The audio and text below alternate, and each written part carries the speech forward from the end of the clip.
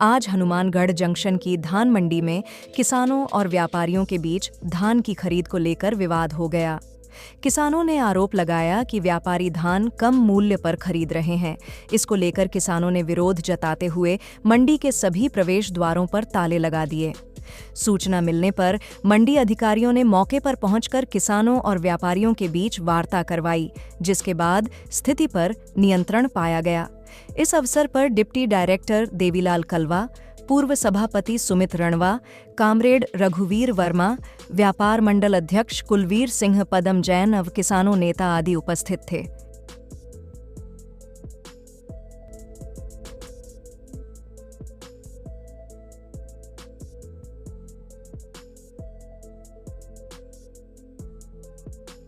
मंडी समिति के मंडी प्रांगण में धान की आवक का पीक सीजन चल रहा है। इसमें विशेष रूप से बासमती धान की आवक हो रही है। भाव में उतार चढ़ाव को लेकर के और कमी वृद्धि होती रहती है।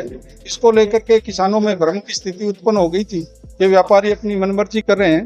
एक भाव के समय नीलामी को समय पर शुरू कराने को लेकर के विवाद था, तो व्यापारियों से और क्रेता व्यापारियों से, क्रय वर्ग दलाल और किसान प्रतिनिधियों से चर्चा की गई और एक तो बोली का समय निर्धारित करने का निर्णय लिया गया। ये एक निश्चित समय पर सुबह और शाम बोली समय पर शुरू होगी और इसके अलावा जो भी किसान पहले आएगा उसका टोकन जारी करके उसी सीक्वेंस में माल की बिक्री की जाएगी और सभी किसानों और व्यापारियों और क्रेता व्यापारियों को सद्भावना बनाने के लिए अनुरोध किया गया है और कार्य सुचारू हो जाएगा। अभी शाम को 4 बजे फिर से बोली शुरू हो जाएगी। धन्यवाद। हनुमानगढ़ जंक्शन धान मंडी में धान की खरीद पर एक विवाद हुआ है। काफी दिनों से जो व्यापारीगण हैं उनकी भी शिकायतें, जो परचेजर हैं वो भद्रता से बोलते हैं।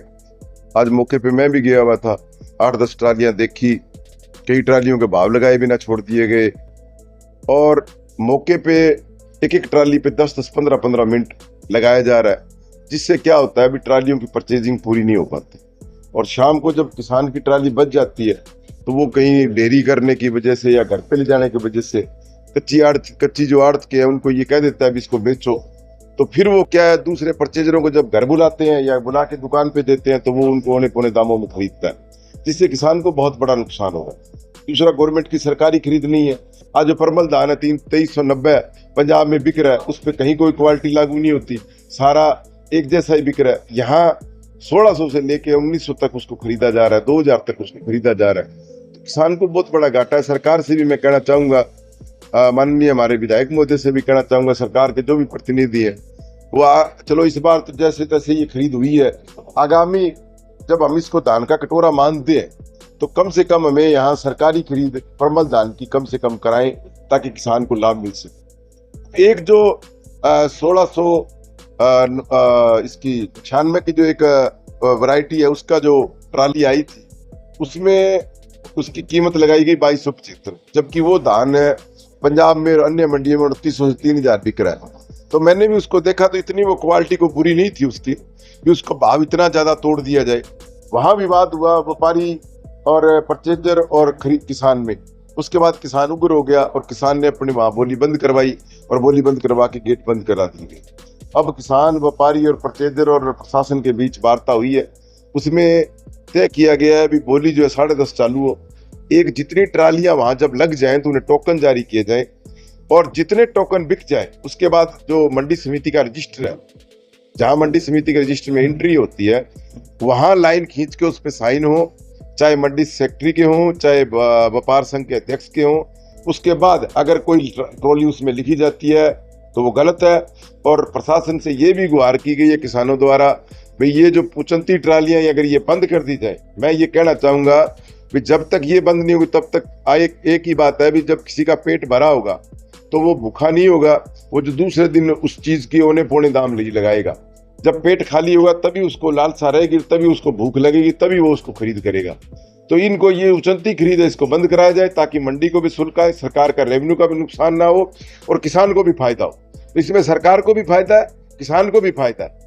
तो ये रेवेन्यू जो है सीधा सीधा सरकार का भी खराब हो रहा है और नुकसान किसान को भी हो रहा है। जो उचनती जा रही है ट्रालियां, तो उनको प्रशासन सख्ताई से रोके, चाहे इनके गोदाम में वहां जाके देखें, चाहे कहीं भी है, जो चंदी ट्रालियां तुरंत प्रभाव से बंद हो, इसका भी कहा गया है।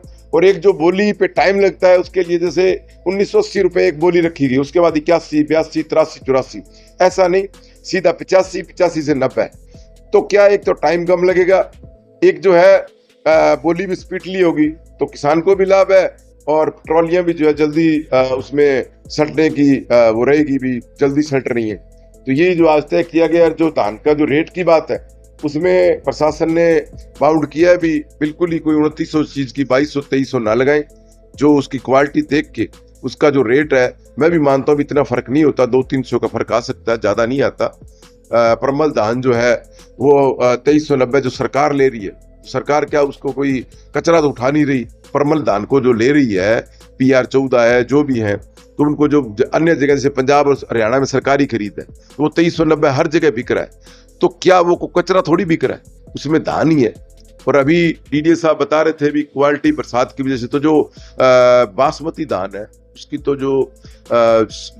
उसकी जो बालें सिरती है वो बरसात के बाद ही सिरी है, क्योंकि वो अब कटाई चालू होगी, उसके लगभग कुछ थोड़ा बहुत अगेता है वो आ रहा है।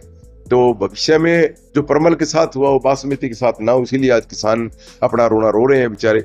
और आज उनके साथ बैठ के ये जो वार्ता हुई है, अब देखते हैं इसमें कितनी किन की सख्ताई लागू हो सकेगी 2 या 3 दिन में, तब पता लगेगा।